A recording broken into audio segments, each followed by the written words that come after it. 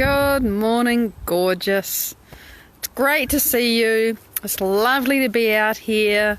I'm going to show you the garden, but before I forget, I'm going to start for once with notices. And the only notice that I have today, because Monday and Thursdays I have the opportunity to tell you stuff, is to say, please ask me your questions. Because Wednesday is when I answer questions, particularly. I'm actually answering a question today, but that's because I had a bonus question. So I want to know what your questions are, and by that I mean, what's the itch you can't scratch? What's the thing that's annoying the snot out of you, that's getting in your way, that you're tripping over, whatever? Drop me a line. Write me a comment, say, what would you do? And I'll see what I would do. I'll let you know. I hope it's useful. Morning, beautiful people. Can see you jumping on. It's lovely to see you. So that's my single soul notice, starting fresh. Let me show you the garden, because, you know, the very, very last of the Thalictrum flowers. Anthony, good morning.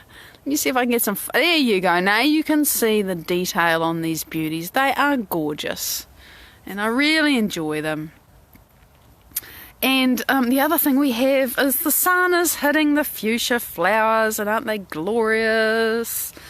I mean, look at the purple. See, this is, you know, the fuchsia red, right? But look at the fuchsia purple and see, if you can, see it's red at the top and purple at the bottom. The shade. Oh. Let me show you in the shade. It's a bit easier to see. Heather, good morning. Trying to get focus on these fuchsias is difficult. There we go. Just wait until the camera focuses. There you go. Can you see that there's red at the top of the flower and magenta or purple, whatever it is, at the bottom? I love that gradation. I love fuchsia flowers. They're beautiful. And we have roses. Fluffy, floppy, kind of sun-bleached roses. Roses do best in the shade because the colours don't bleach so much, but there they are. And we have Japanese anemones, which are looking a little less miserable because I watered them over the weekend. I threw washing water on them. So let's get up close. See, it's a semi-double flower. It's not single, it's not proper doubleness, it's in between. Linda, good morning. Good morning, beautiful beings. And look, the Luculia is really starting to happen here. It's a bit hard, you know, these ones still in bud, right? But funny, the shorter flowers, see, they're coming out before the tall ones. There you go. That's a decent shot where you can see the thing. It's kind of loose and leggy, but the flowers are so gorgeous. So it's lovely to have it. And look at the China lace. Canton lace is what it's called. Rattamattia, if you want the fancy Latin name. And it's got lovely foliage, and every year I cut it down, and every year it comes back. It's a cut and come again thing. Obviously, there I am. We have this wonderful orchid. I so enjoy the foliage and the contrast with the purple coatness behind it. And then there's the tree fern. That's kind of a poster shot for me. We're going to have lots of coriander seed, which is great because it sort of disappeared for a while, and we like coriander. And behind you can see dahlias, which are so bright. And before we get started on today's question, I want to show you the lilies. These ones are getting a bit old now, but they're still beautiful. This is Lilium regala. Look at the pink around the edge of the petal as it ages. Abigail, good morning, sweetie. And then this is Heartthrob. And, well, you can see why. It's just beautiful. And, by the way, the scent here is really nice. Both of these lilies are beautifully scented. Good morning, Janine. It's lovely to see you. And let's enjoy the last of the golden feverfew. These flowers are getting a bit old, as you can see. But let's enjoy them while they're here. And there's more lilies coming up, and, you know. Slowly but surely, this is the lily bed. Nothing else does really that well here because it's so hot. And, you know, by that I don't mean it's Arizona hot. I mean it's New Zealand hot. And things that used to do well here don't actually, because it's hotter than it used to be. So, with that said, today's question, really good question, a question that anybody who does any kind of service But in particular, people who do energy work and therapies and, you practice on your friends and that's really cool. And then there comes a point when you want to get paid. And that then becomes a rub because, you got the skill, you love using it, but you can't get paying clients. And also, you see a ton of people around you who could really use what you have to offer.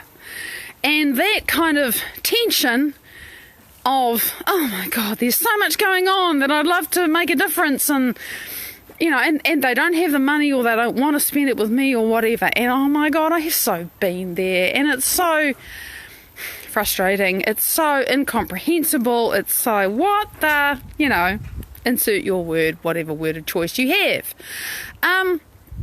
And so I was unpacking this because, this is a big question. It is a question that drives therapists and energy workers in particular totally crazy, because quite often what you do is invisible. It's just words rather than, you're not a plumber, you're not a builder, you're not somebody who does something that people can see.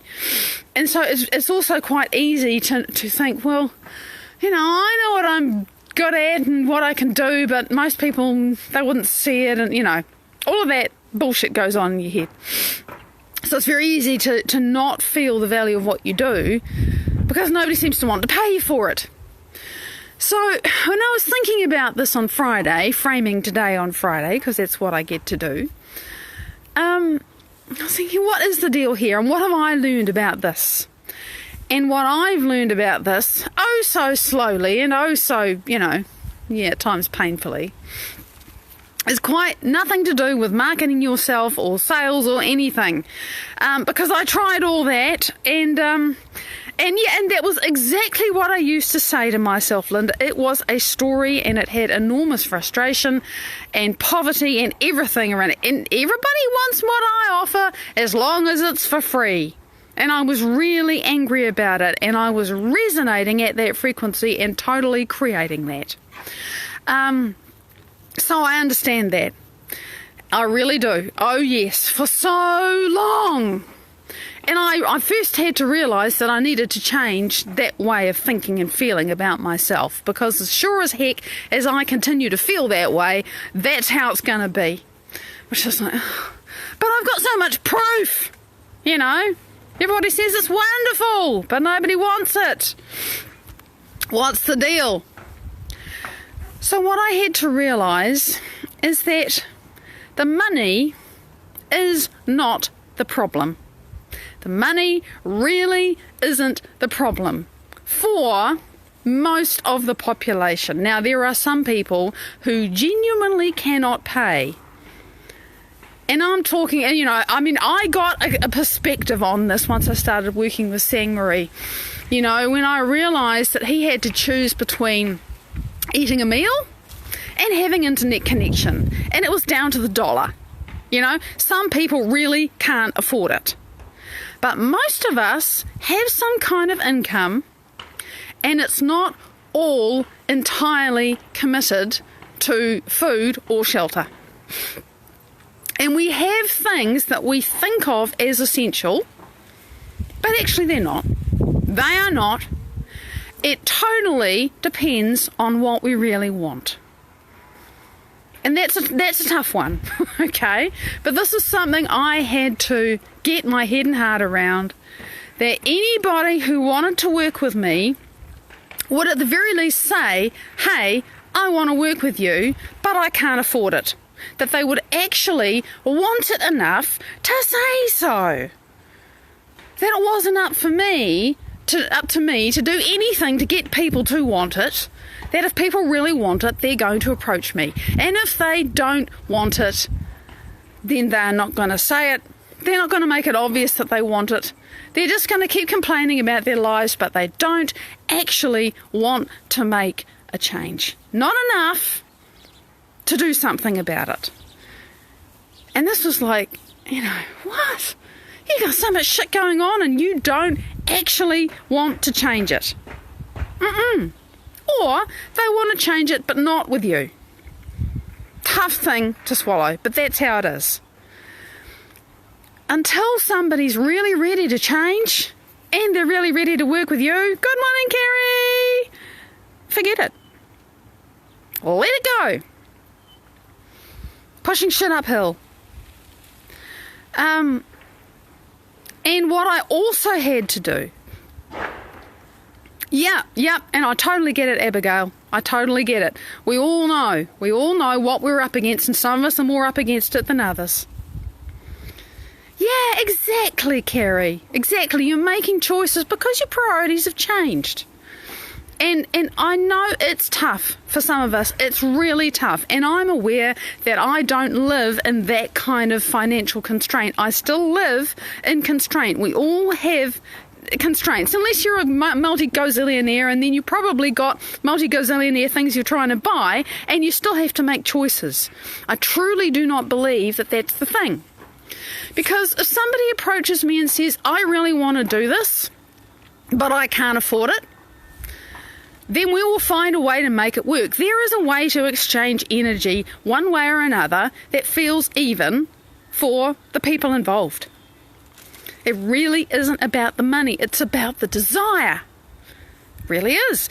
And to do that, a person who doesn't have money has to overcome the fact that, oh my God, I don't have money and I feel so ashamed about it, or whatever it is, enough to they have to actually value themselves enough to stump up to you. And that's hard. Oh my God, is that hard? Think about it.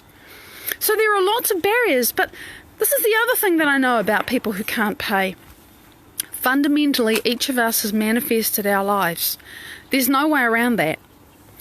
Even at the unconscious, subconscious, before I was born, I chose to come in and have this experience, or at least to have my setup, right? We chose to have our setup. This is what I believe. Never mind. But once we have our setup, and then we have life experiences, and we get to choose how we respond to them. And we've all seen the rags to riches stories on the movies or read the books. We know that people can really, truly change their lives. And it can take a long time, and it can be bloody hard work, but we know that anything is pretty much possible because we see people do it. So we don't really have an excuse either. And I don't have an excuse. I totally don't. So the people who don't value themselves enough to stretch out of the comfort zone of I can't afford it and I feel ashamed, because that's what they're used to, don't value themselves and aren't ready to do something different. This is the hard thing to understand. Until somebody is willing to get out of their comfort zone enough to say, hey, how about it? Barter and trade is totally it, Abigail. Sometimes it comes to that. There's always a way. If somebody genuinely wants to work with you, and also you decide that you genuinely want to work with them, not because you see them in pain or suffering, but because something in you says there is an energetic match and this person is ready for what I have to offer. It's not just, oh my God, they want to work with me, let me make this happen. No. So, is this person actually ready to receive what I have to offer? It's not about the money. Money is great. Oh my God, I'm looking forward to having buckets of it so I can do stuff with it. It sets us free to, it removes stress and all kinds of things. It's great stuff to have. But when you're in this place where you think, I've got the skill and nobody wants it, it's got to stop being about the money. You can't be desperate to have a client.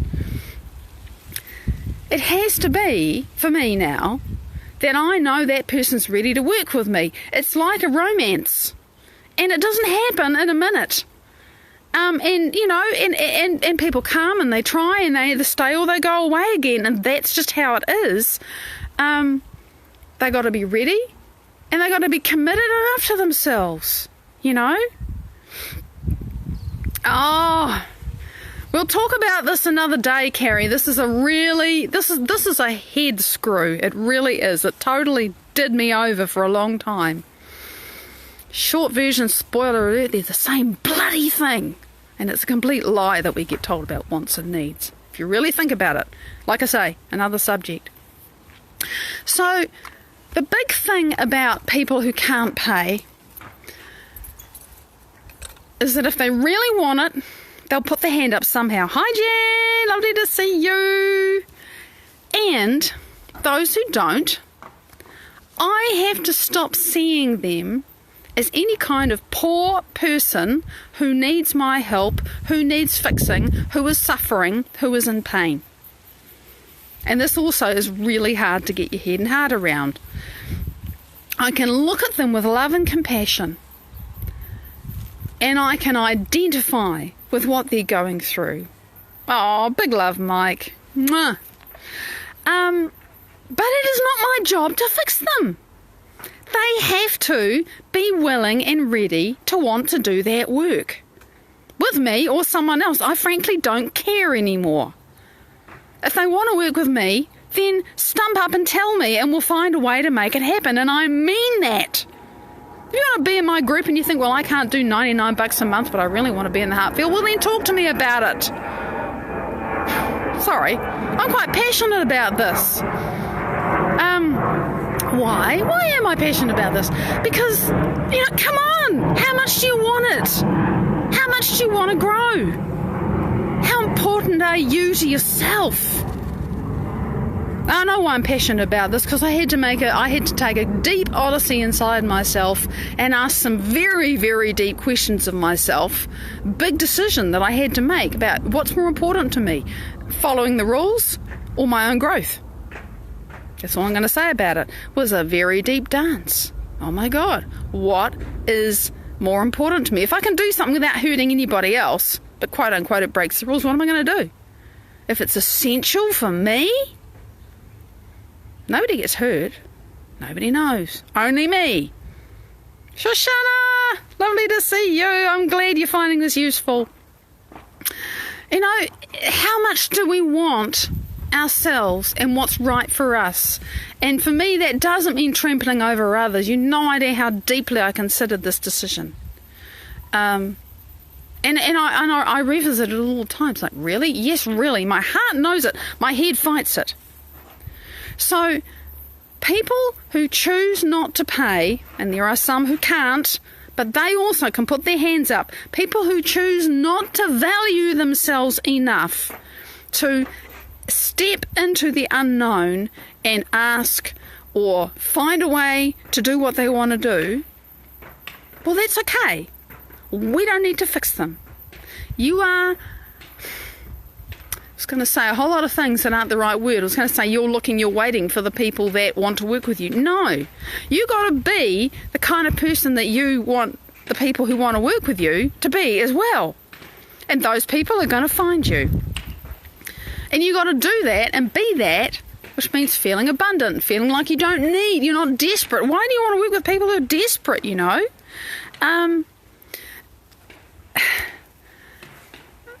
You got to be who you desire to work with, and be willing not to compromise on that.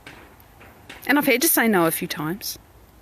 And yeah, I'm worth my fee, Abigail. I totally am. But here's the thing. I really am beyond the money now, because I get looked after. I am more interested in working with people that want to grow, because I have seen it now in the group that I work with. I have seen people come in at half price, and they're both paying full price now because two things: they did start making more money, and also they felt safer to release those funds, and that was directly as a result of the work we did. The money comes afterwards. The money comes when people feel abundant and they can let it in. You see, the money's secondary to me now.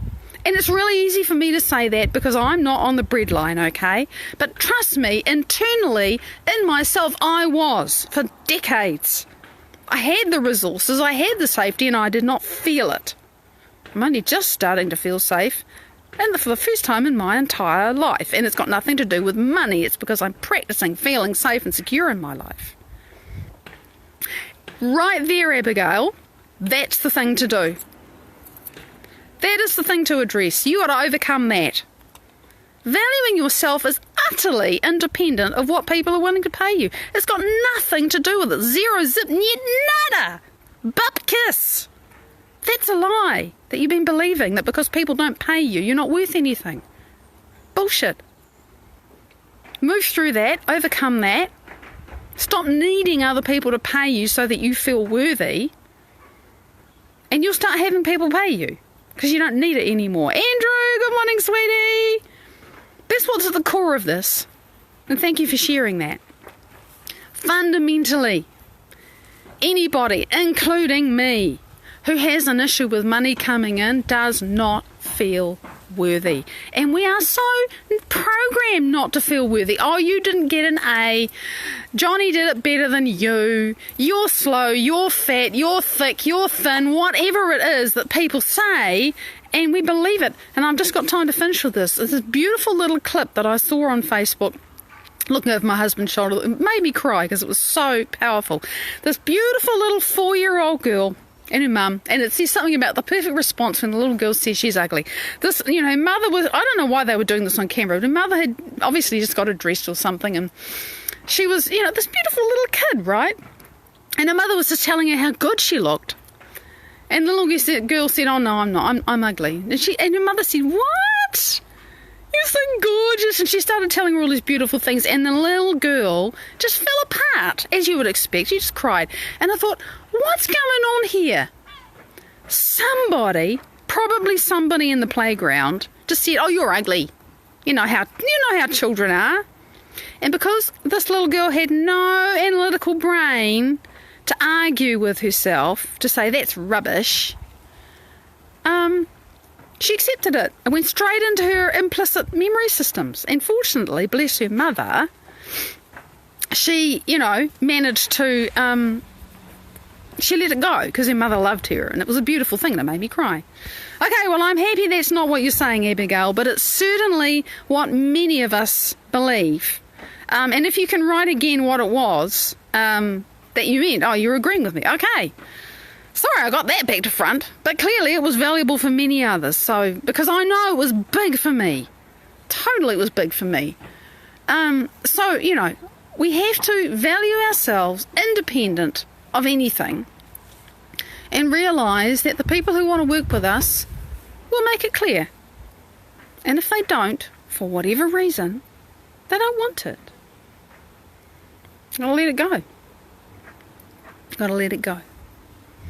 So, that's what I wanted to say. Remember, send me your questions, things that are knocking at you and that you want to solve, because it's really good for me to explore them with you. Big love. I'll see you tomorrow. Bye-bye.